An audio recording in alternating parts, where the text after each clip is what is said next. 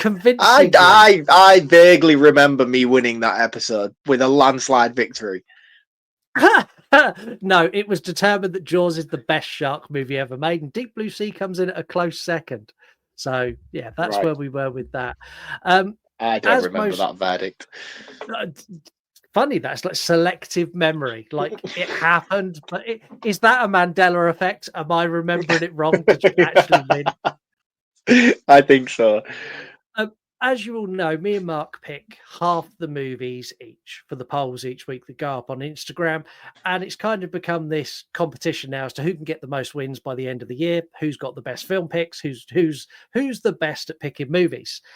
I won this poll this week convincingly by a fucking landslide. I then rewatched this movie and realized that actually I don't think I won at all, because this is now my least favorite of all the Jaws movies. Good. I'm glad that's what it's done to you. You deserve it. I was so bored on this rewatch, like so bored, in fact, that I take like bullet point notes as I go through. About 8 minutes into this, I just threw my pad on the side and just sat there and just watched it. And after I watched this, I went, fuck, does this mean Jaws doesn't stack up?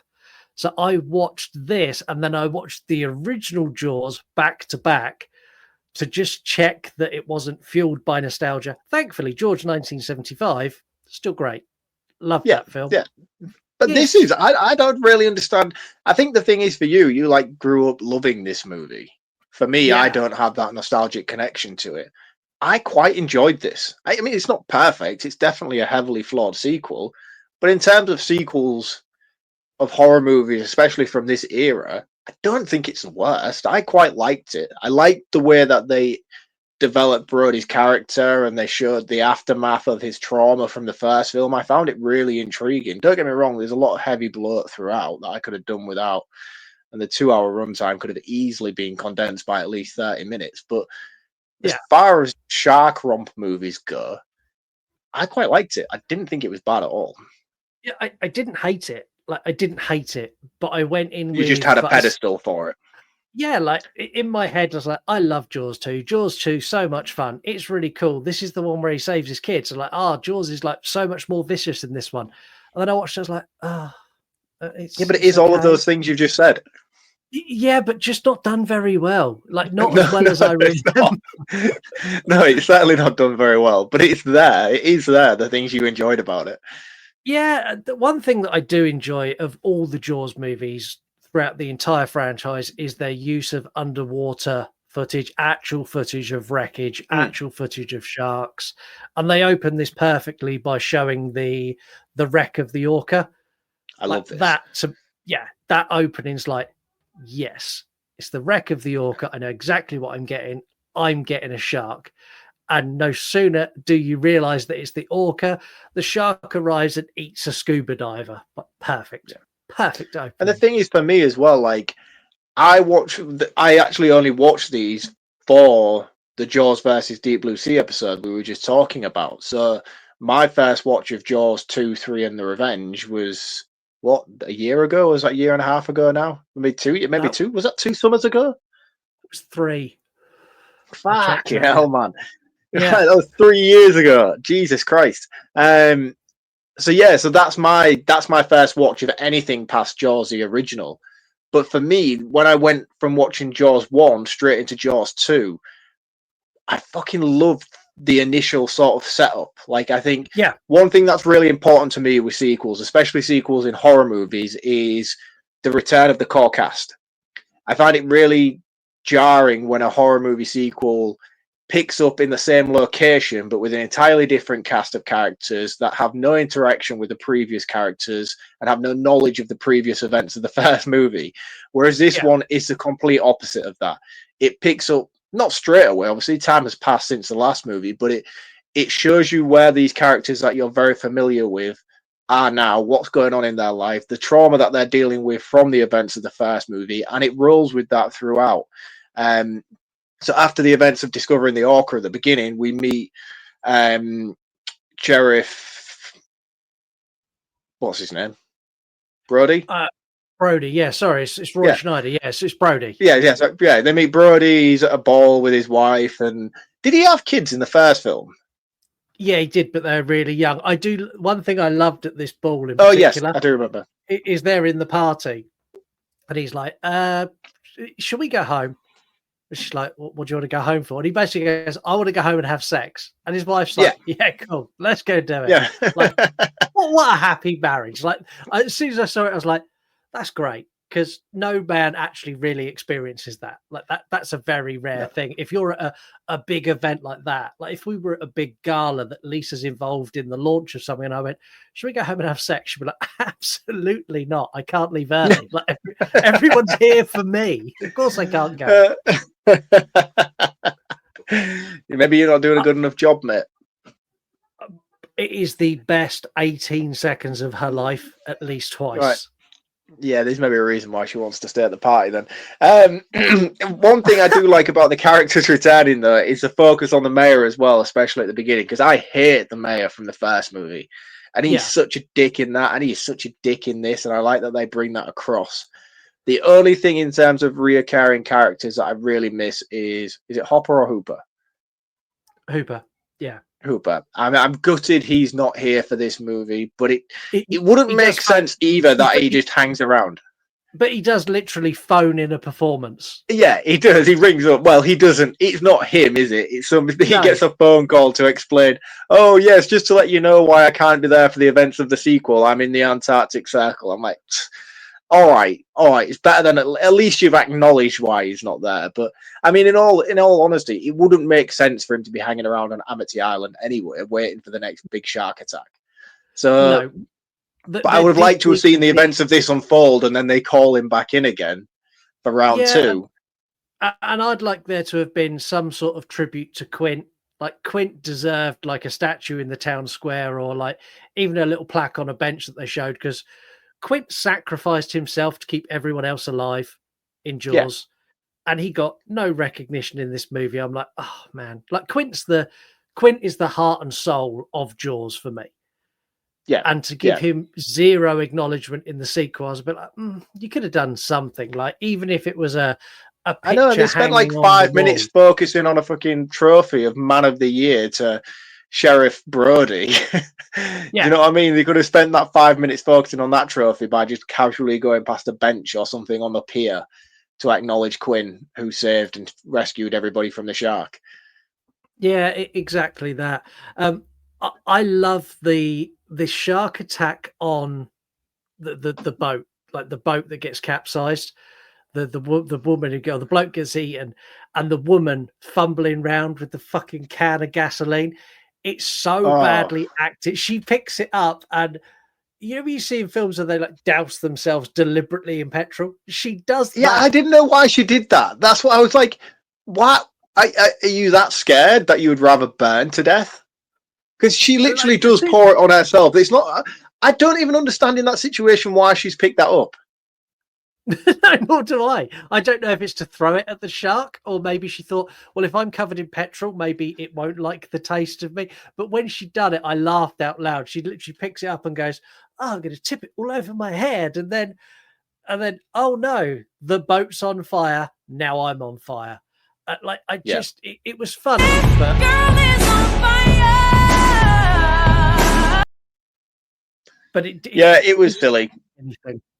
It was really silly.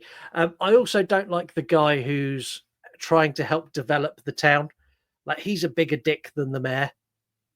Yeah, and the thing is about that character as well is they had it very easily on a plate to showcase infidelity between Brody's wife and him. Do you know, it was almost like it was there on a plate to go down that avenue and have that subplot. And I'm so glad they didn't, because I like her as a character. I think she's really good. And also, had she had done that, she would not have been very welcomed back for Jaws of Revenge. And I feel like Jaws of Revenge would have suffered massively had her not been there, especially considering that shark swam halfway around the world just to get her. It wouldn't make a lot of sense if she wasn't there. So, but I think the insinuation for that romantic situation was there, and I'm very grateful that it was avoided. Yeah, I think they put that insinuation in there, and they also put the insinuation that Brody is starting to lose it. Like as soon as they have that first attack and he finds part of the wreckage, it's got a big shark bite out of it. He kind of starts doing his own digging in and his own investigation. The scene where he takes the photograph of what is clearly a shark eye into the town hall meeting. They're like, no, we don't see anything. I was like, you dicks, especially the mayor's like, did you not fucking learn from last year when like 11 people got eaten on your beach? Yeah. Why are we doing this again? Yeah, no, they just keep shutting him out. And I feel really bad for him throughout this movie. I feel like he's really, really pushed aside. And again, he's the hero of the first film. But at a certain point, you kind of have to think, well, we watched the events of the first movie. We know what happened out in open water. But all anybody else knows is that 3 of you went out there and only 1 of you came back. 2 of you came back. And they don't bring the shark back in either, do they, after the first one? No, they blow it up into a billion pieces. So it's like they're coming back saying, don't worry, guys, we saved you from the shark. We can't prove it, but it definitely happened. Also, that man that came with us, yeah, the shark got him. No, we definitely didn't kill him. The shark got him. Yeah, and then we blew him up as well, so there's no body because he was in the shark's belly and we done it. This is the thing. It's like, yeah, there is going to be skeptics out there who are going to be like, did you though? Is this really what happened? Yeah, I think you're going to have that. And also what you're going to have is you've got sort of the people that just don't want to believe. And I think this is real in most situations. Like if you go, there is a shark in the water, people are going to look up and look. And if they don't see a fin, they're going to be like, fuck off, dickhead. And they're going to go in the water. People like that just exist. I don't believe you because I don't see it myself. And you show me this photo. I don't see the eye. Like I've convinced myself that is not an eye. That is seaweed. So I don't see it. So therefore you're wrong. No, I get it. And I also empathize with the townspeople as well. Like I say, it's because they don't know the troubles that he had at sea in the first movie. And they're just trying to bring tourism to the town in order for them all to survive there and not perish away in poverty because no one's visiting and spending money at the island. So I get it from both angles. And I think this movie in particular does a good job of highlighting those back and forths. I mean, I know they touch upon it with the mayor being a dick and just being outlandish in the first film, but here you get more of an insight as to why he's behaving the way he is. But even then, even when he's in the town hall meeting, he's the only one who actually shows some sympathy for Sheriff Brody. Yeah. You know, and I like that. I like that because you think he's such an arsehole, which he is still, but he's like, tell you what, why don't you just take a seat? Just go sit over there. Bearing in mind, he's already called him out and been like, no, we don't see anything. This is definitely not that. But you can see the panic and the terror in his face and him losing his mind. He's like, look, right, just take a breath, go take a seat. We'll all have a look at it again and we'll decide what it is and what we're going to do about it. And I thought that was nice because it showed a little bit of compassion from his side. Yeah, there's lots of little touches in this I think are really good. Like I really like the touch where you've got the bit of the boat floating in the water and Brody looks at it and he's like, it's in the water. I'm not going to get it. And then he kind of tentatively goes out and starts pulling it in. I would love there to be an edit where he gets in the water, he gets out to it, and the shark just has him. Like that. Well, I couldn't remember what happened, and I thought, is this going to be the moment where he actually sees it for the first time? Because what really made me laugh about this scene in particular as well is he spends like 15 minutes, and I'm not even joking, it's like a 15-minute scene of him taking his socks off and rolling his trousers up, only to go in like nipple deep in the water anyway. I was like, what was the fucking point in any of that? The shark in this it's not like the first one. So the first one, the shark is very, very concealed and it's used sparingly. In this shark is used at every possible opportunity they can, even down to the point that this thing chases people on jet skis, tries to bite helicopters out of the sky. Like it's so over the top, and I didn't like it. I don't like it because it's dated badly. Yeah, and I think the biggest thing about it is like the shark itself is really fucking cool. So after the incident in the boat with the explosion, it's gone from looking like the shark from Jaws to now looking more like Scarface Jaws. It's got big burns down one side of its face and loads of lacerations, and it looks cool as shit. And had I have only just seen those moments in the final act, I would have been a lot more appreciative of it. But it does constantly keep bobbing its head. And I feel like if this movie was remade, it's that on the nose that the shark's probably popping out of the water to take selfies at certain scenes. Because it's just there all the time, and there's no need for it either. And that's one of the greatest things about the original Jaws movie, is that less is more. And it showcases it to such a fine art that literally years later they made a sequel and thought, do you remember how everyone thought that was so cool? Because you don't really see the shark up until when you really need to. Well, we're going to do away with all of that. And every single scene where there should be the presence of a shark and you hear the boom, boom, boom, boom, we're just going to put the shark on screen. Just relieve all tension, relieve any sort of panic and worry. We're just going to show it straight off.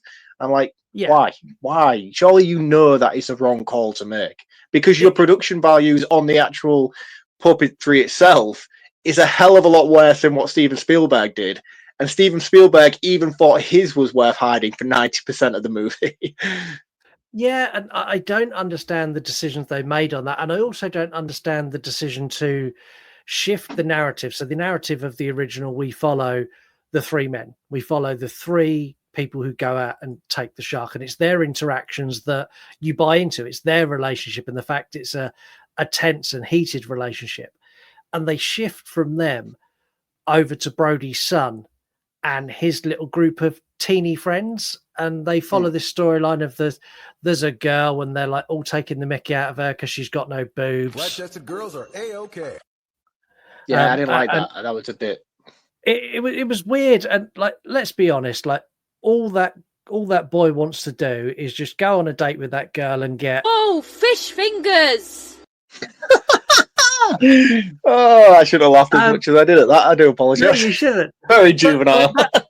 Exactly, but that's kind of the point I'm making. That whole plot, that narrative that they're following of like he wants to go on the boat, but his dad said no. Like it's so stupid, and it's not the serious tone because like even the actor who plays the kid is so like, oh, I want to go on the boat, Dad. And he's like, I don't give a fuck what you want. You ain't going on no boat anywhere. Like Oscar level good, like hard dad performances. Like, but all my friends are going on the boat. It's like it just doesn't work for me. Like they don't gel as father and son at all.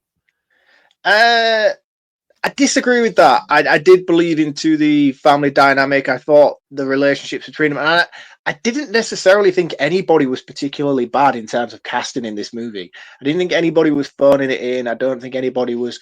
Maybe the girl, the cousin who screams a lot in the final act, who comes out of town. She's annoying as fuck towards the end.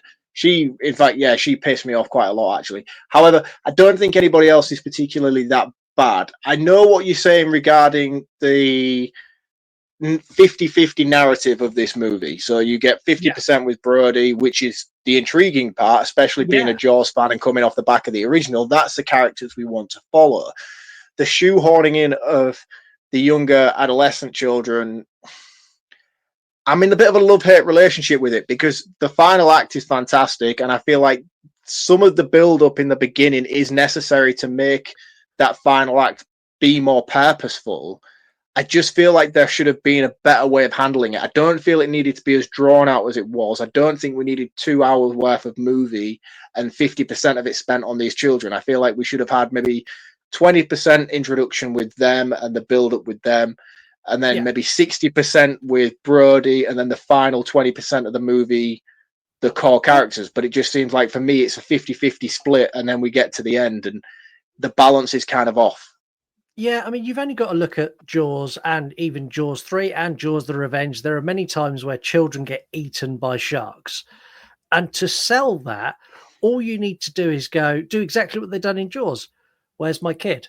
Oh, he's over there in the water. What with the shark? And like just that one sentence as a parent, you watch that and go, fuck. And I think that's all you need to convey that fear and terror. if I'm honest, I think it was a studio decision to try and bring in a younger audience. We've put this young teenage guy that teenage girls are going to swoon over. We've put a couple of teenage girls that the boys are going to go, oh, she's hot. And it was to try and drag in this younger, like more hip audience to try and build on what they'd done in the first one. Yeah, which I understand. I understand the marketing behind it, and I understand the relevance of it to the story. I just don't think it was executed well enough and consistently enough throughout the film. It just felt off. Every time we spent 5 or 10 minutes with them loading up the sailing boats and all the rest of it, I was like, oh, come on. Brody's spiraling. He's just shot his gun off on the pier. He's fucking losing his marbles and drinking bottles of Jack Daniels and singing songs. Get back to Brody, man. I don't give a shit what these kids are doing. That scene on the beach is fabulous. He's up the shark tower and they're showing like all the people who are about to invest a shitload of money into Amity. And this little girl goes to the mayor, why is that man up the tower? Oh, he's just checking everyone's safe. That's a shark tower. I saw it on a documentary. It's like, no. That's a life. It's a bird watching tower. It's a bird it's a watching tower. Yeah, he gives like 4 or 5 different examples of what it is. And then as they're leading her away, Brody sees this like shadow. And instead of being a rational person and waiting to see if this shadow that even I could see was clearly not a shark. It's like fucking 85 foot long. It's like, that's not a shark. If anything is a whale. He comes shooting down the pole of this tower while screaming at everyone to get out of the water. And then he opens an entire clip of a Magnum into the water. Not just a clip of Magnum though, but his clip of fucking poison bullets that he manufactures in his office, man. I was like, oh, that's fucking badass, man. He's like proper John Constantine in it away. But what he puts in like iodine or something like that in the tip of his bullets and then seals it with wax. Cyanide and then seals it with wax. And I'm like, oh, that is fucking awesome, man. How John Rambo are you? And the thing is, he shoots into a school of fish and kills like 2. There's a guy there going, it's a rainbow fish. It's a rainbow fish. He's like holding this dead fish going, it's a rainbow. Like that whole moment, as soon as it happened with all these investors there, you could like, Roy Schneider's a good actor. He's a great actor. Yeah. And you see when he has that realization, and we've all done this at work, he has the realization of, I fucked up. And like looks over at the mayor, he's like, oh, I'm fucked. And that is so good. The most heartbreaking thing for me, though, is when his son comes over and picks up the bullets with him. Like his children have seen him just have this full-on meltdown. I'm like, oh, no. I'm so gutted for you in this moment. Yeah, and like this is the contrast we get. So we get brilliant scenes like that. And we get the brilliant scene where he comes home and like his deputy's now sheriff and he's like pinning the badge on him and like getting drunk and he genuinely couldn't give a shit at this point. So that's the great story. The morning after though, when he takes his wife to work and there's just like 7 or 8 empty beer cans down the side of his driver's door where he's just stumbled out of the van. I'm like, yes, the police force at its finest. I love it. But that's all great. And on the flip side of that, you've got this snotty teenager who's like, you need to get a job. He's like, oh, I've got to do a summer job. And we watch this prick paint a fence for like 15 fucking minutes while his friends mock him. Like, and it doesn't have the depth and it doesn't have the intrigue because there's no real story there. It's just a guy who wants to go on a boat with his friends. Brody's having a full fucking life-changing meltdown and we don't get enough of it. No. And for me, it's almost like this movie's been written in reverse. Like they had the cool idea for the final act. It's like, right. I think what they did was they had like, when they did the brainstorm for this movie, it was like, right, we need to show Brody spiraling, dealing with the aftermath of the first movie. Great. Right, that's our through line for this film. But what we're going to do at the end, we need a big final showdown. Oh, we'll have all like the kids from the thing sailing out. And then Brody will save them all, and it'll be like this big electrocution scene. It'll look fantastic. It's like, right, yeah, but in order to do that, we need to introduce those characters earlier on. And then they've worked their way back and drip-fed all this bullshit around the actual cool story that Jaws 2 should have been. And that's how we get Jaws 2, basically, is just bloat. They've bloated what is a good story with filler in order to pad it out. And I don't think it needed to do that. If they'd have just stuck to the 90-minute runtime, this movie would have been a million times better and a worthy sequel to Jaws. I don't feel like this is a worthy sequel to Jaws. I think there's potential within it, but I would never be like, yeah, Jaws 2, man. Watch Jaws 1 the same way that I watched John Carpenter's Halloween and then immediately watch Halloween 2. That's a worthy sequel to Halloween, and Halloween's one of the greatest movies ever made. It's not as good as Halloween. In fact, it's nowhere near, but it's a worthy enough sequel. Jaws 2 is not a worthy enough sequel to follow a Jaws, in my opinion. No, I don't think it is. However, if you are a sailing fan, you do get to watch an entire sailing regatta in this movie. A whole regatta. I liked it. I liked that. I tell you what I really liked is like at the beginning where they're playing with like the sail and they've disconnected the top of the sail. They've just got some kid hanging on it and it's just flapping in the wind, like flailing this kid around. That was cool, yeah. I saw that. I'm like, I want to have a go at that. At least it's like you can't even go to the toilet without falling over and breaking your body. You can't do that. Oh, I forgot you had a fall. How are you doing? I'm fully recovered. I done. Oh, so okay, yeah. by the time this comes out, a couple of weeks ago, I was fully recovered. I'd done a Friday dance on Instagram and TikTok to celebrate the fact I can move again. Love it. Regatta, the son disobeys his dad and he takes the boat out and they go on their little trip. I don't understand with all of the sailboats that are there why the shark goes that boat and those people. They've gone slightly off course and they're going over to the island, aren't they, that's got the like radio tower shit on it. Yeah, well, they're supposed to be going to the lighthouse, are they? Yeah, and it's a little island that's got a radio tower. I've got loads of cool stuff about it in facts, but that's where they're going. Oh, right, okay. And this sharks are attracted to noise and splashing in the water, follows the single boat that's not traveling very fast, as opposed to the jet skiers, the kids in the water, the full-on regatta with people hanging off boats and dangling their arms in. Jaws is like, no, I'm going to follow that one there and eat them. Yeah, but that makes sense as a predatorial standpoint, though, because they would pick out the weaker of the bunch. It's the same way with, like, polar bears when they feed on seals and shit like that. They go for, like, the smaller baby that's got left from the group. So I get that from a hunting standpoint. I think the shark would always go to the one that's strayed from the pack. That's just, I watch a lot of David Attenborough. It's strayed from the pack. That little boat deserved to go down, in my opinion. How good are you at doing an Attenborough impression? You strike me as a man who's got an Attenborough impression. No, I don't think I could. I couldn't even tell you what David Attenborough sounds like. Which is He's very disappointing. posh. You're gonna yes, and now we see the gazelle as it moves into the lion's territory. Why do I want to have? Why does he have a lisp? I feel like now we see the gazelle speaking slowly across the water. Perfect. I'm glad you can do it because you need to do it later. Why would I possibly need to do that later? You'll find out later in the episode, but that is a requirement today, and I'm glad you can.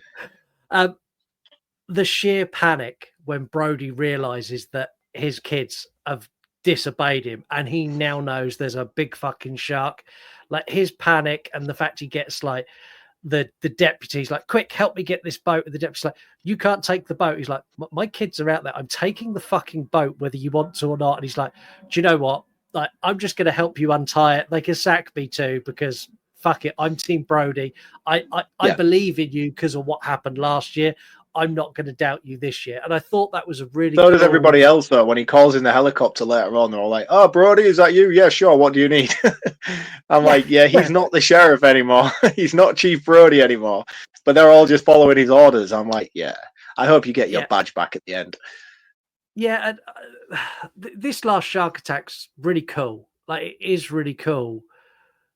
But there's too much shark. Like, this shark is like in Jaws, we get one scene where the shark comes too far out of the water, and it's when it eats Quint, and it kind of belly flops on the boat and tips the boat up. And as soon as they've done it, after the boat's tipped, they pan in real tight, so you're only seeing the head as Jaws is trying to eat Quint.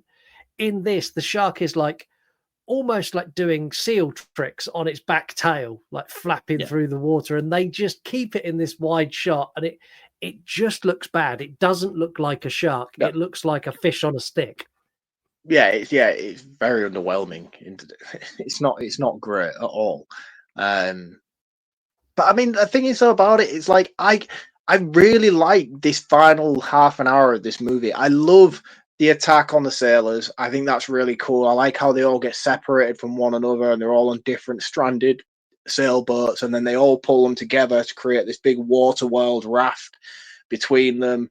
I love the death of the girl who's been caring for Brody's youngest son, who's always been championing him, and he's like, oh, he can come on my boat, stop being mean to him. And then she bites the dust as well, trying to save him. And I was like, such a poetic way for you to go out.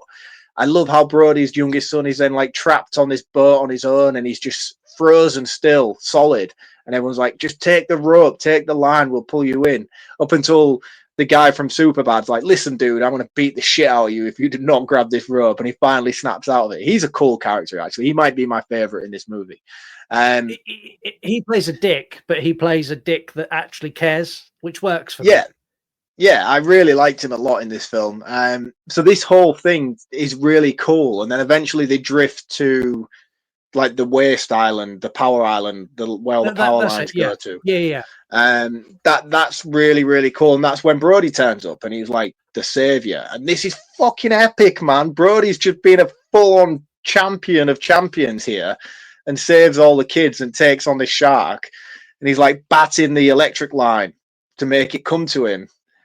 Like, and he fully like this is a plan that's like really, really Suicide Squad level shit. Like, there is no surviving this. In fact, I don't even know how he did.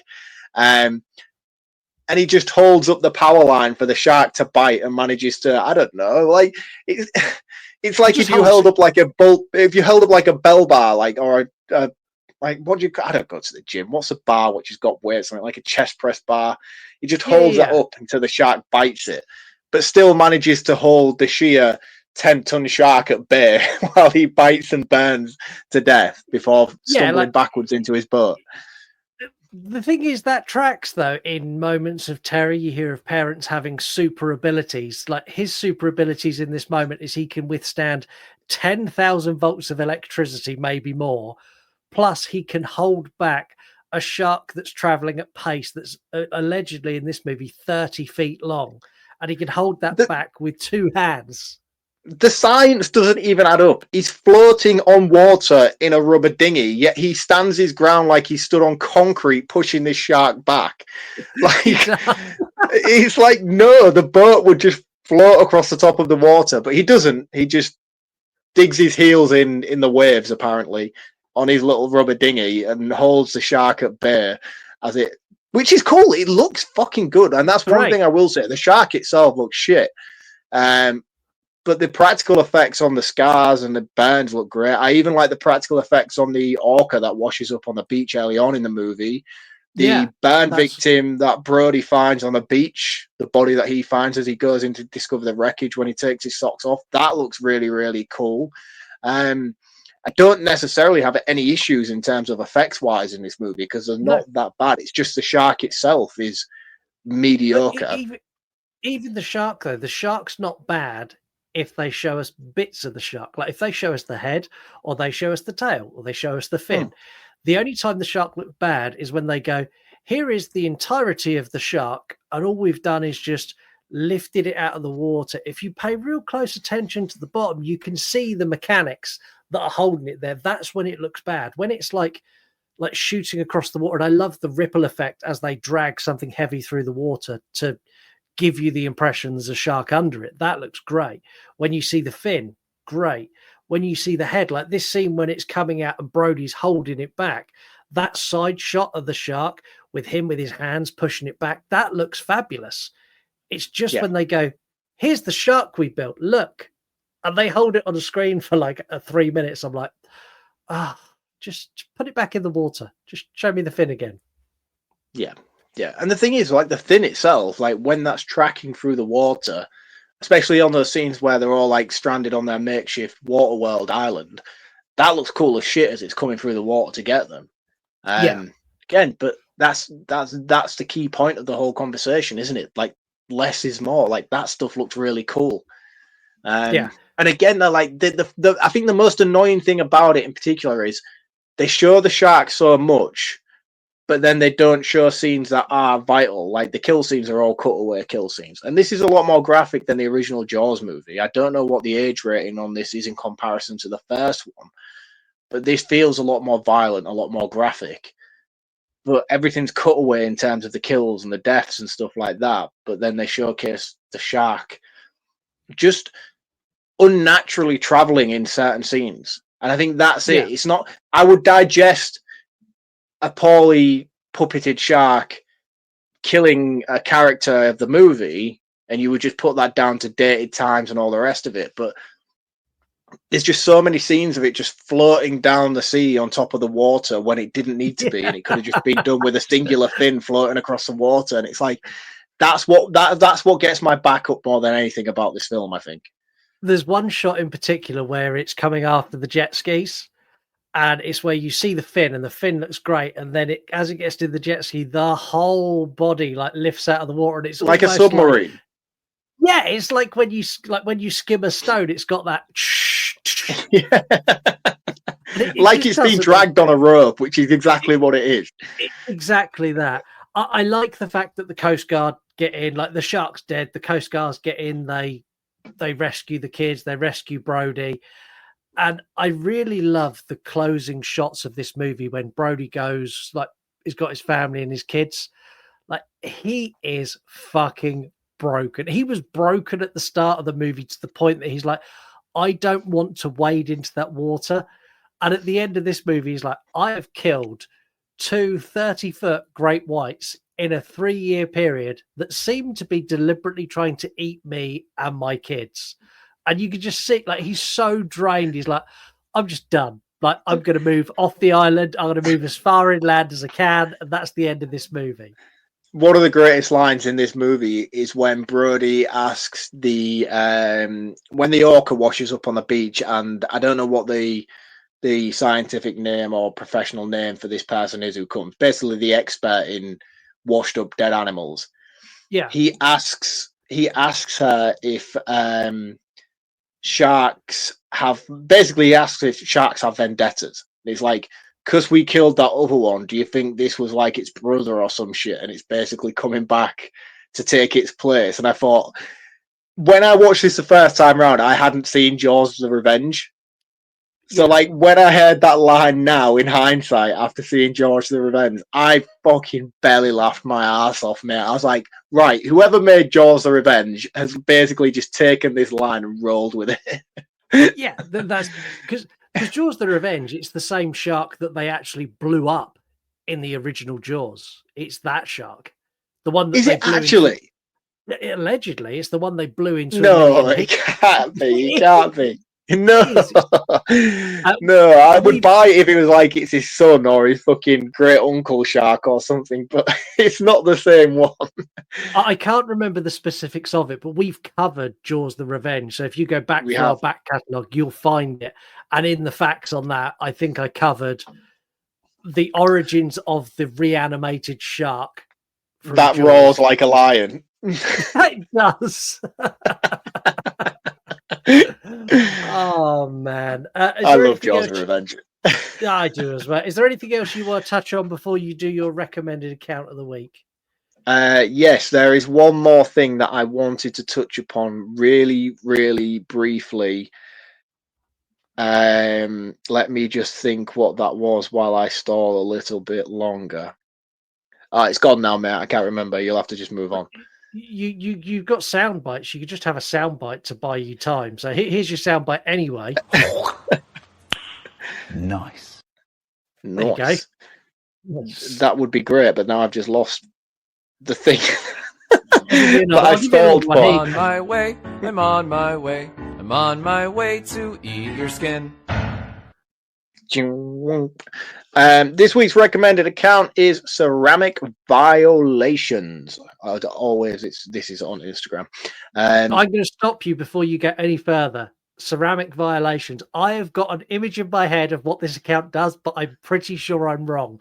I'll now let you. It sounds like a punk band from the 90s, but I've just realised where your mind went. No, it's not that, Scott. That's very rude. Okay.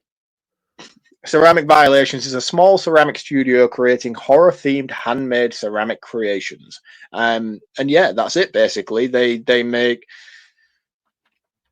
little ceramic horror nightmare-fueled figurines for you to purchase. And I know there is a market for this stuff because there's various things on this account that I think would look cool in my house. And not necessarily because I have my office and that's where all my geekiness is contained to. But there is stuff on here where I'd be like, oh, that would actually blend in quite well with the decor in my living room, or that look cool in my bedroom. And even though it's horror themed, I could probably pass it off to my wife as art. So there's some really cool stuff on this page, and I implore you all to go check it out. A lot of their stuff is custom made, and I'm sure if you message them and say, I quite like something like this, or I like what you did with this, but can you do this? I'm sure they would do that for you. But go check them out, Ceramic Violations. And if anything, it's just a cool name to follow on Instagram. But as always, let them know the You Run podcast sent you there. I've heard about these things. I wish I could have done a lot of these. I haven't had the money to ever do it. Yeah, I don't know. That could be like bonus episodes that we could film throughout the bottom winter. Join LK the Horror Nerd and Yanni as they give you the Horror Nerd experience. Thrills, chills, jump scares and more coming your way on every single episode. Hello, everyone, and welcome to another riveting edition of Under the Floorboards, where we laugh at the creatures that go bump in the night. I am your host, John, joined as always by my beautiful co-host, Eric. How are you this week? Feel slightly left of center. Well, why not join John and Eric as they bring you continuous laughter as they look at the creatures that go bump in the night, chased by a creep, hunted by Nazis, or descending into the darkness of the inferno. They're going to bring you all of that and more. These fabulous shows and many more are all available at yourunpodcast.com, your home of entertainment. So make sure you check out Mark's recommended account of the week, Ceramic Violations, which do not make sex toys, as my initial thought made me think they do. Also, if you've got an account that you feel Mark should get on the show, send him a message. Or if you've got an account that you think is underappreciated, that you see all the time and they're like, oh, they're only getting like 15 likes, they're not getting as many follows as they deserve, send it to Mark and Mark will help you do that. Just send me your own account. If you listen to the show and you're a big fan, you're a big follower of the show and you want a shout out, just send me your account. I'll give you a shout out. I'll get you some recognition. Yeah, exactly that. And I'll give you Mark's account handles in just a second. Also check out yourunpodcast.com where you discover all of the shows of the You Run Podcast Network. We have got there's so many horror films, TV, music, series, wrestling, true crime, paranormal investigation, VHS collecting, and so much more across the 18 shows we have as part of the network. So go and check them out as well. While you're there, you'll also find links to our social media. We're at You Run Podcast everywhere. If you're on Instagram and you're an Instagram person, go and follow Mark. He is at Reviews from the Crypt, where he removes horror movie classics like Pizza Panic Party, Kill Her Goats, and Dude Bro Party Massacre 3. And I'm not shitting you. They are 3 movies he's reviewed on his account not that long ago. You can also...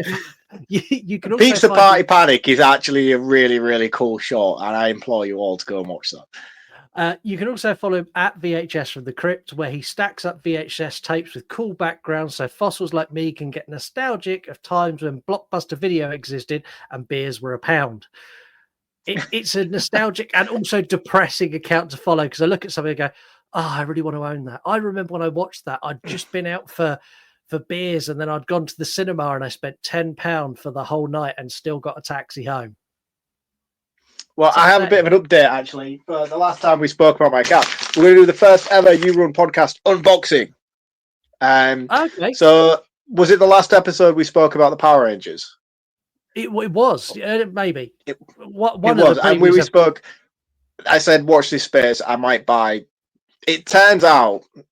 You did. The Power Rangers each season has 60 episodes per season, and the VHS Collected has 2 episodes per tape. I don't have the space for that shit in my house, so I didn't follow through with buying them collections and getting deep dive. But I did get this. So check this out. Sorry if you're only listening and not watching, because that's not cool. I'll describe it. Mark is now unveiling the. You got the. Is that Blu-ray or DVD? No, it's DVD, man. It's just standardized DVD, but that is the full 3-season collection of the Mighty Morphin Power Rangers, man. I got this for a steal on eBay. It's probably because people don't buy DVDs anymore.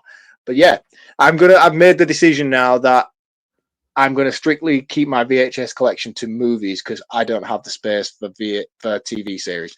So I picked up this. That is my redemption for not picking up on the probably 2,000 VHS tapes it would take to complete the Mighty Morphin Power Rangers collection on VHS. So there you go. That was my watch this space of this week. You done it. That's awesome. Also, yeah, Power Rangers. Stupidly, Jack was scrolling his YouTube. He's on YouTube Kids, and there was a Power Rangers video that popped up there, and he watched that and then searched for more. So he's starting to naturally go down that rabbit hole, which is quite cool. Awesome, man. Awesome. I can't wait to dive into Power Rangers with Farron. This is one thing I wondered as well. What age is Power Rangers actually acceptable? Because I watched the first episode on YouTube the other day. Yeah. And it opens with Rita Rapunzel breaking out from a planet and like, I'm going to destroy Earth. But like the creature designs of some of them are pretty terrifying. And then Lord Zed, or Zordon, not Lord Zordon, Lord Zed, who comes in later on, who basically looks like Freddy Krueger with a face shield. I'm like, is that like 3-4-year-old tolerable or? No, I think maybe 6 or 7. It's one of those, like you could show it to a kid. Like my daughter, when she was like 3, I reckon I could show her Terrifier and she'd have gone, meh. Like she's so, like nothing bothers her. I wouldn't show her. Oh, really? But nothing bothers her at all. Like she's very much like me. So like, if she's like, oh, like you can watch anything you want, she's like, I want to watch A Nightmare Before Christmas. I want to watch The Corpse Bride. I want to watch Coraline. That's where her stuff lies. Whereas Jack will sit and watch A Nightmare Before Christmas with a pillow. And there's bits where he's like, pillow up over the face, like, nah, fuck that. Don't like that at all. So yeah, man. We watched something the other day on Netflix. It's like Lyle the Crocodile. Have you seen that? No. Like the singing crocodile.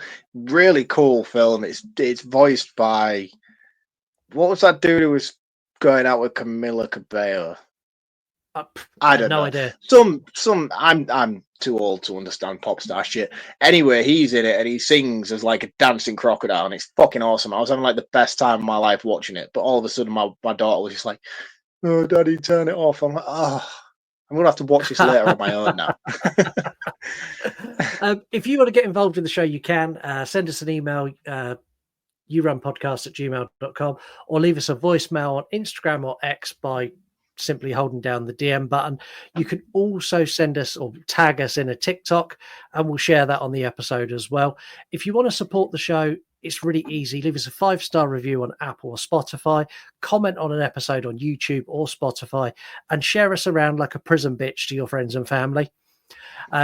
If you really want to support us, you can go and buy a piece of our merchandise from our shop, which grows in items every single week. And in the not too distant future, you will be able to sign up for our Patreon, which me and Mark are going to speak about after we've recorded this episode, which will give you loads of access to cool ass shit like a whole other podcast.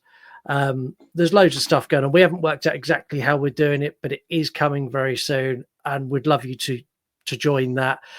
Anyway, let's do some facts for this. So the movie tagline, "Just when you thought it was safe to go back into the water," become one of the most famous and popular taglines in motion picture history.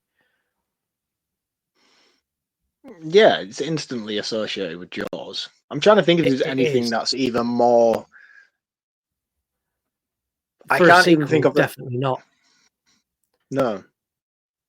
Like what was the tagline for Halloween 2? Myers visits the maternity ward. No, the tagline for Halloween 2 is fucking awesome. It's let me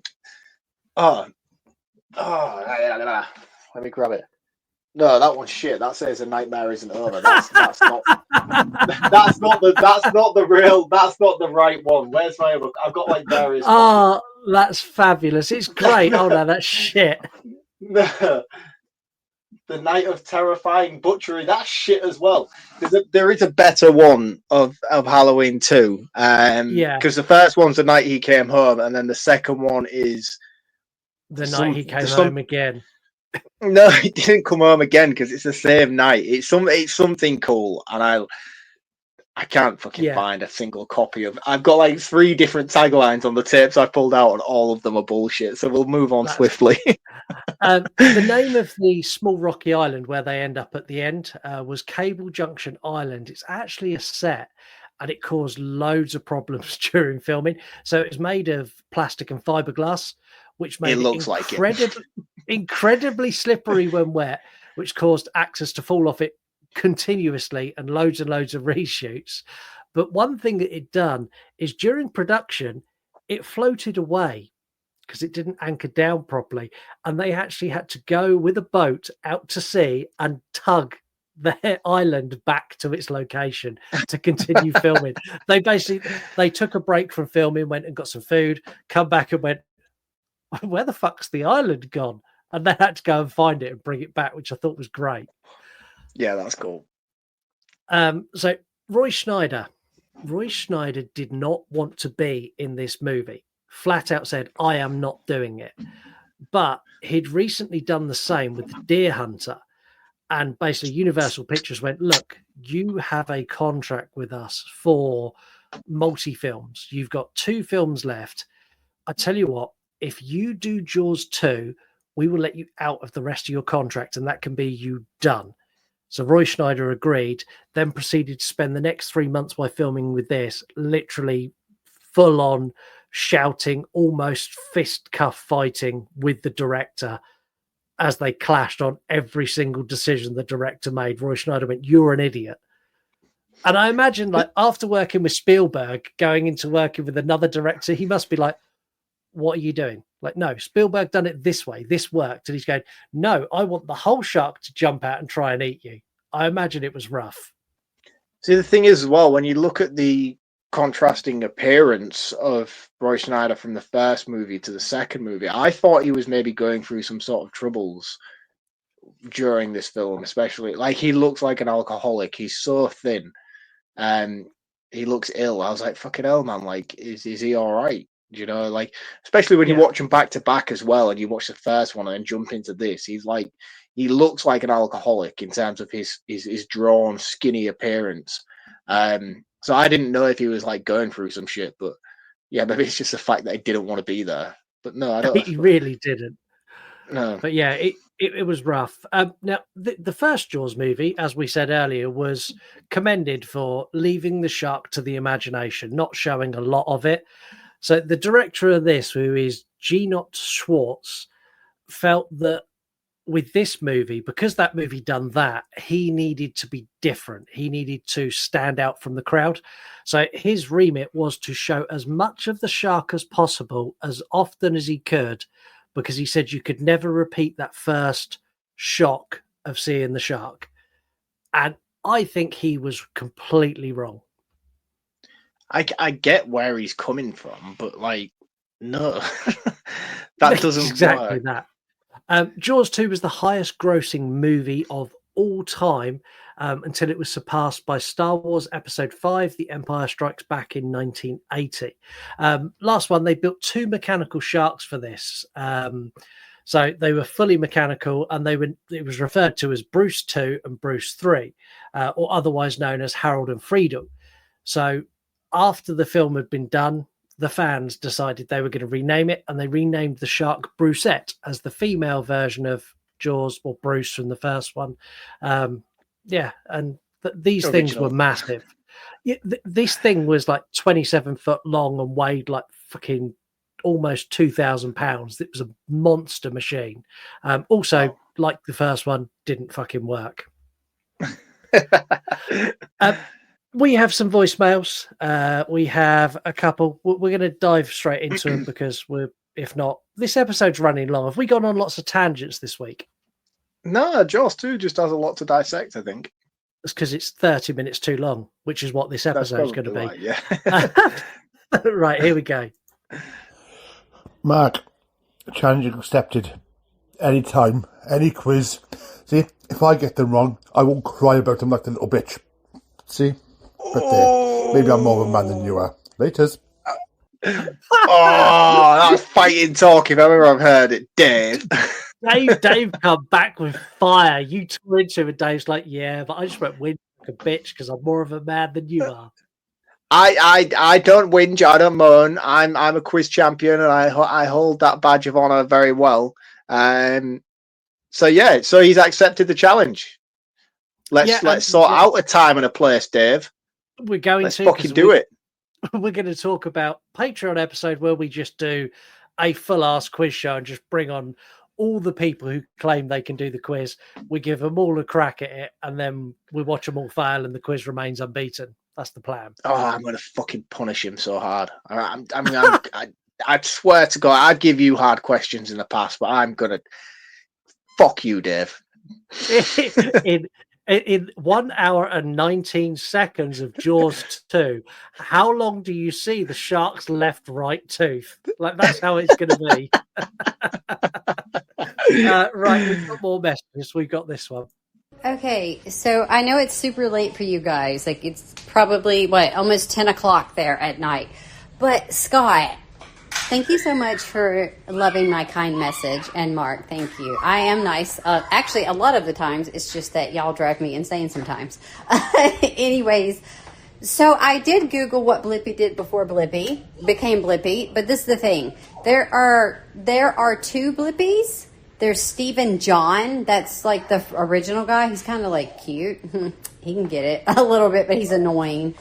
And then there's that other Blippi named Clayton. So I like the Air Force. Is that what I'm supposed to be astonished by? He's a fucking weirdo though. Like, y'all, I'm not even gonna lie. Like, I hate Blippi, but Blippi might can get it a little bit. The first one. But it's just weird that a grown man wants to, like, play child like that. I don't know.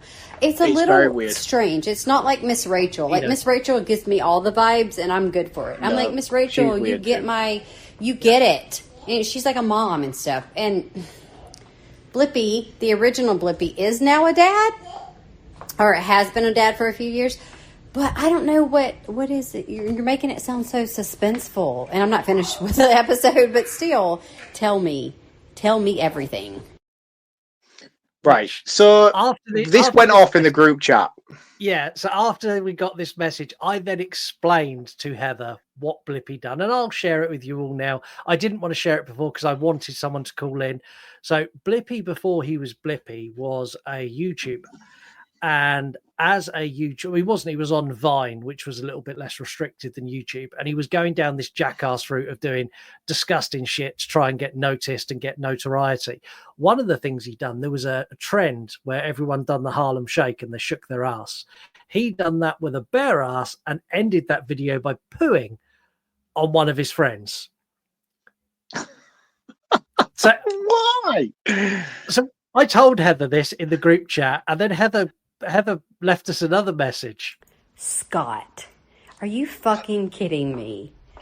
No. Please tell me what? How did you find this? Because I don't know that I would find it on surface level Google. We know you like the black web. Or the black web. Jesus fucking Christ. The dark web. The doo-doo web. Okay, please let me know. There's no way. Okay, bye. Yeah, weird, man. Weird. Really weird, really creepy. So everyone who lets their kids watch Blippi, just so you know, in a previous life when he was not Blippi, he pooed on his friends for entertainment.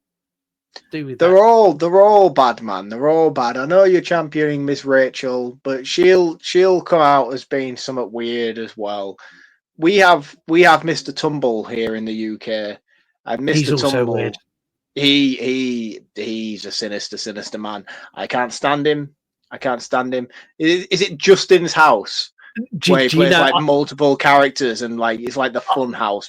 I fucking hate that dude, man. I can do a really creepy impression of Mr. Tumble, and Lisa hates it. When Jack watched it as a kid, Lisa used to hate it. So do you want me to do it? Yeah, please. Hold on. Hi, I'm Mr. Tumble. You have the same accent. Oh, 4 years down the line, and I've just realised who you sound like. You are Mr. Tumble, but with a grufflier voice. That's just killed our show forever. Let's capture this and move on. Let's have a look in my spotty bag. Oh, excellent.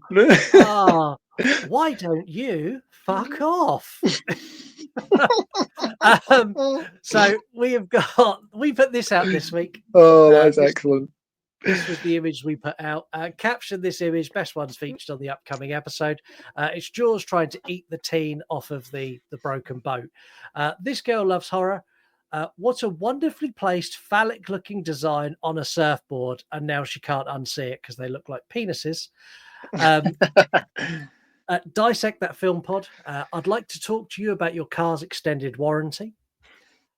Dave B. Movie. So Dave has asked for you to read this in your best David Attenborough impression. Ah, right. And do you know- That makes sense now. Dave, man, I don't know what's going on here. I'm going to be perfectly honest with you. I don't know why you're starting beef. Maybe because you were horrible to him. But anyway, we have the gift of technology. So I've written it down for you. So there you go. If you'd like to read that one for us, that would be perfect. In your best David Attenborough, you can. Dude, I can't do accents and shit. Right, hold on. Let me read it first in my mind.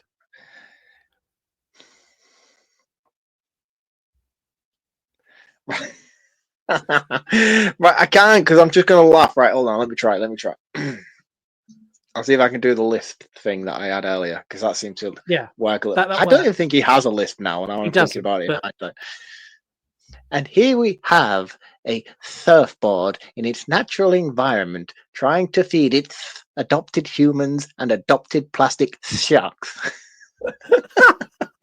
I don't have a clue what the fuck that was, but it certainly wasn't David Attenborough. Oh, that was fantastic.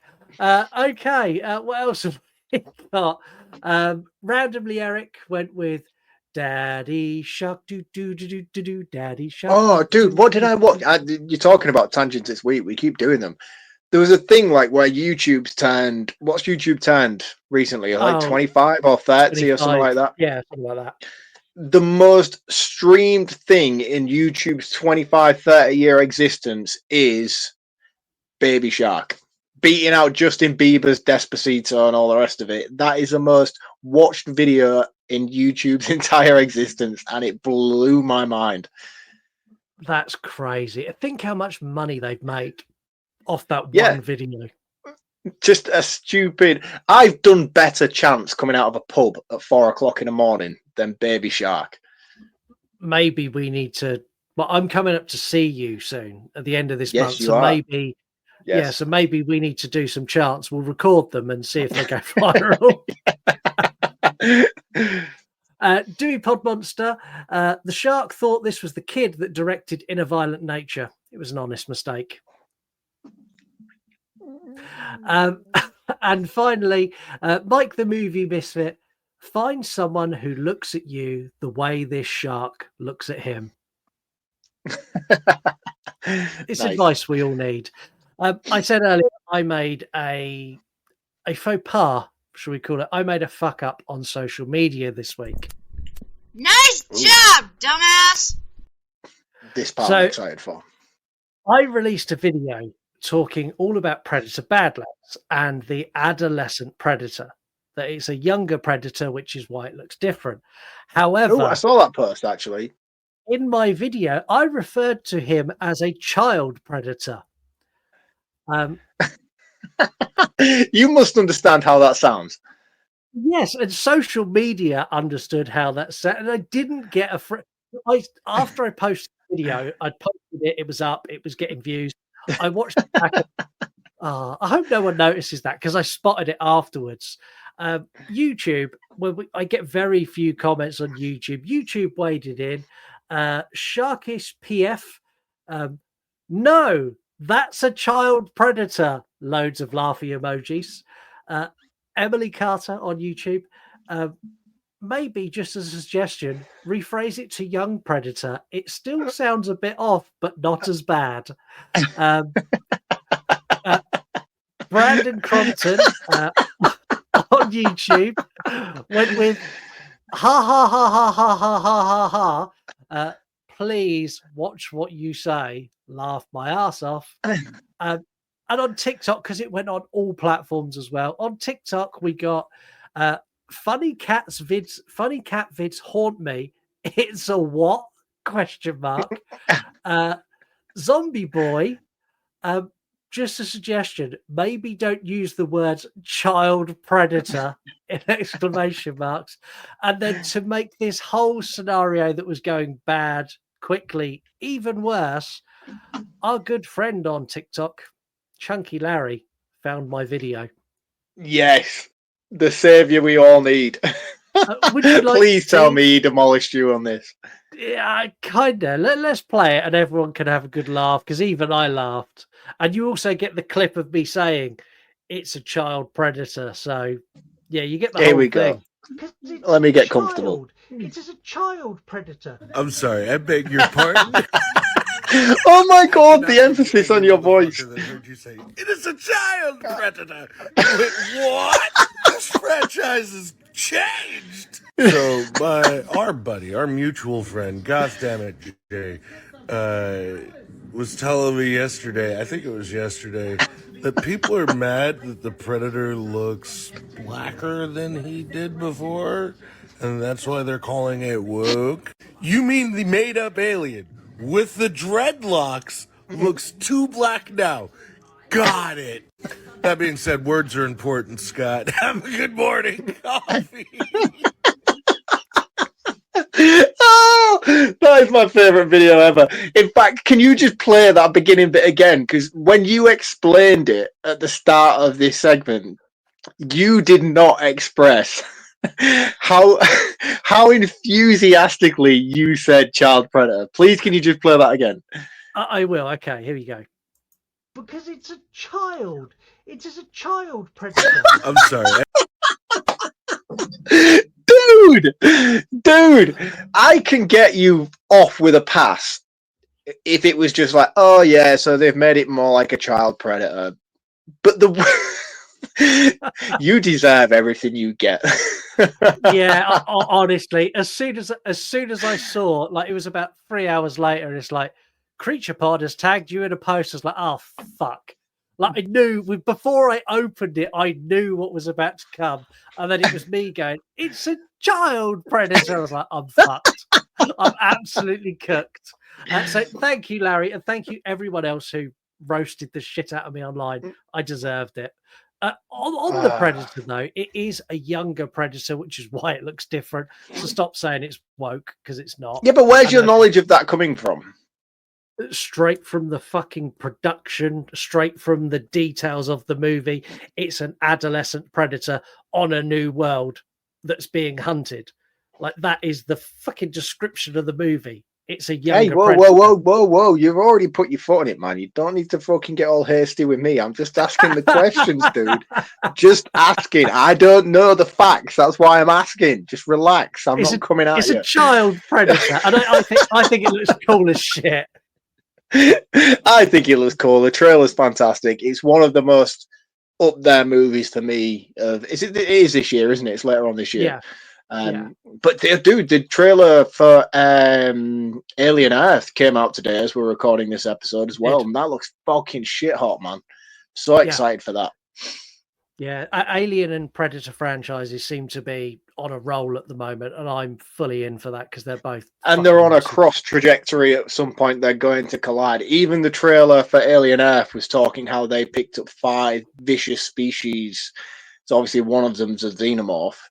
I have to assume that one of them's got to be a predator at some point in that, and they're going to combine. I feel like Alien Earth is going to set the groundwork for the connection between Alien, Predator, Badlands, and then we will initially get our Alien versus Predator movie that we all so rightly deserve after the 2 shit installments we got in the late 2000s. I think we will as well, and I'm fully in for that franchise, and I'm sure we'll cover Badlands later this year when it comes out, without a doubt. I'm going to let you round. Yeah, new release for that one. I'm going to let you round this one up first while I sit and lick my wounds after saying things online that I probably shouldn't. Definitely. I'm surprised you haven't been banned on many platforms for that, man. That's the level of expression and enthusiasm in your voice as you say it. That's just crippled me, honestly. Oh man, I will take that to my grave. I need a copy of that video, please. Can you send that to me at some point when you get a chance? Yeah, that's fine. Just so when you're having a down day, you can just have me go, it's Yeah, child I just predator. open that. People are going to have it as their ringtone now. I'm just going to create memes with it. The next time some BBC presenter or something comes out as being a bad man, I'm just going to literally stitch that of you saying it's a child predator with the news article. Don't give people ideas, for fuck's sake. It'd just be you saying it's a child predator and then a photo of Jimmy Savile. Oh, excellent. Anyway, I digress. Back to the show. So for me, Jaws 2 this week, I'm not awfully disappointed by my experience with it. I don't hold no nostalgic love for it. I've just watched it a couple of years ago, which was in hindsight actually 4 years ago, which is wild. I like it. I think it's a good successor to the first movie. There's certainly some missteps along the way, but if you focus upon the character of Brody, the natural progression is to see his character spiral into this decline. And I think the movie itself does a really good job of showcasing that. It's certainly not directed half as competently as Steven Spielberg does the original, but we're not comparing the two. We're just talking about this one. And I think it's not bad. It's not bad. It's not great, but that can be said for the entirety of the movie. It's not bad, but it's not great. There's a lot here that I really, really like, and there is also equally just as much here that I dislike. It's one of those movies where I'm like, if it didn't have the Jaws title attached to it, I would say it's a competent enough shark movie. But then if it didn't have the Jaws title attached to it, then I wouldn't be as equally invested as in Brody's character as I have been throughout. You know, you need the two in order for this movie to work, but together they just don't seem to connect fluently enough for me to digest this as a successor to the first movie. I enjoyed it. My biggest issue with it, in all honesty, is the fact that I know Jaws 3 is next, and that movie's fucking fantastic for all the wrong reasons. The giant SeaWorld advert. I love Jaws 3 unconditionally. It's fucking mega. It's the only one we've not covered now as well. It is. So please, someone just do a listener request for Jaws 3, because I really want to talk about that movie. It's fucking awesome. Young Dennis Quaid as Brody's son in that movie is fantastic. Anyway, I digress.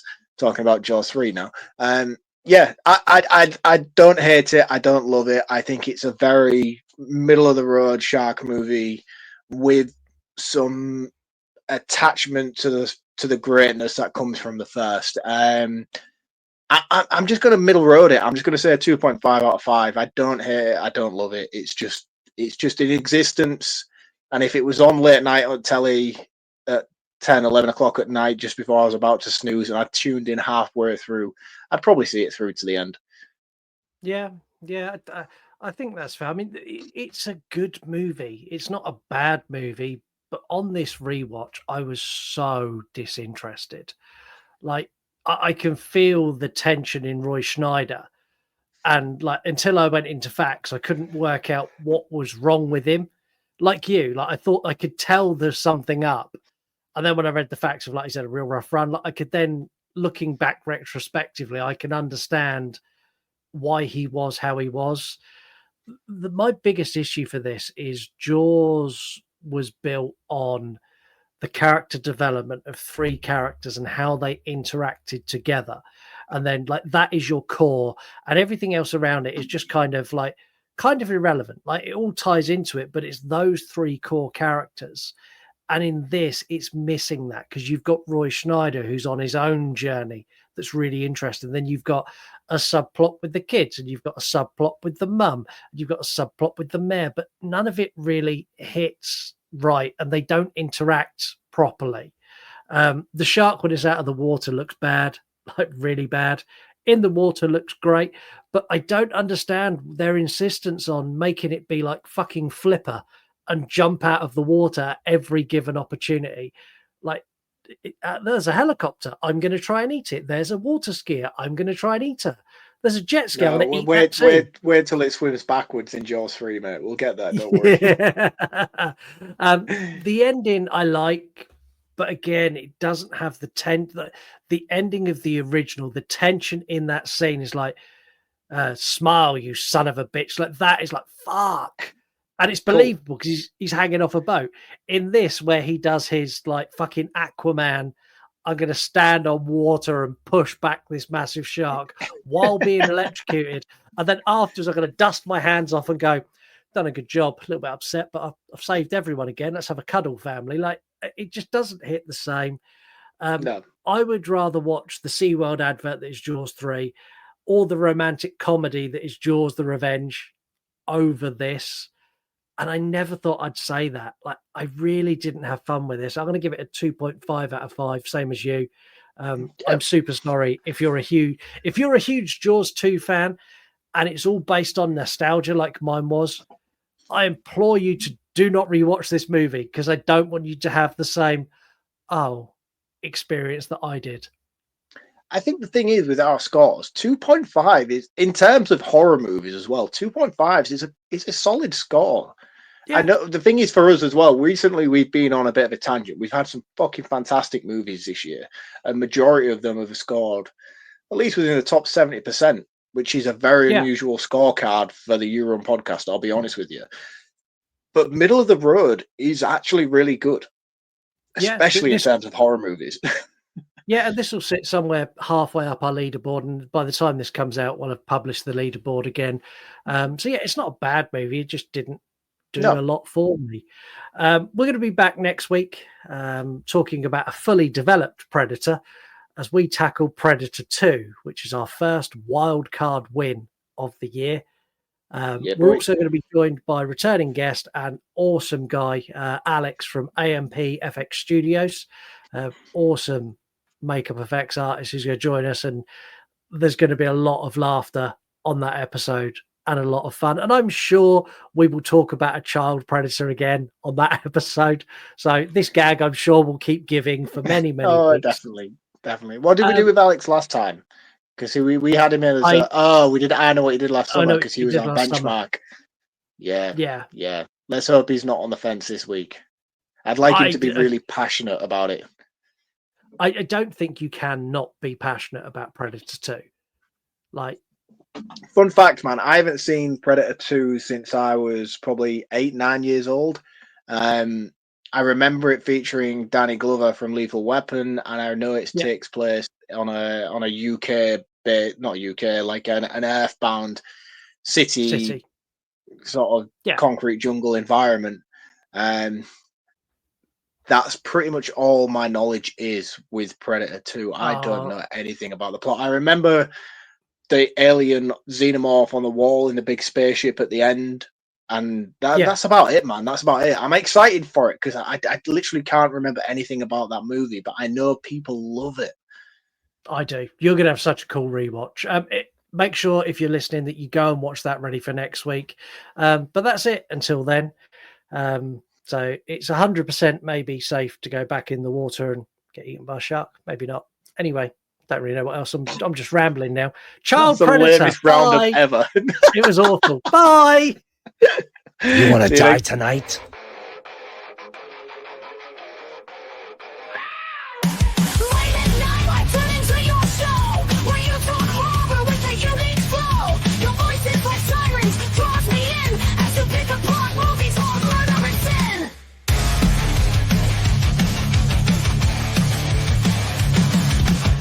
Jokes he tells sets the scene. I hang on every word lost in the screen. Your passion for fear is contagious enough. You make me believe in Mark's overblown roundups. You run podcasts or a movie review, unveiling facts and playing games too.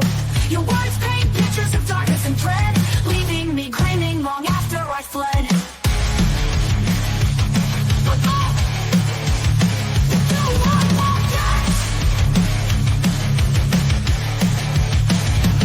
You run podcasts or a movie review, unveiling facts and playing games too.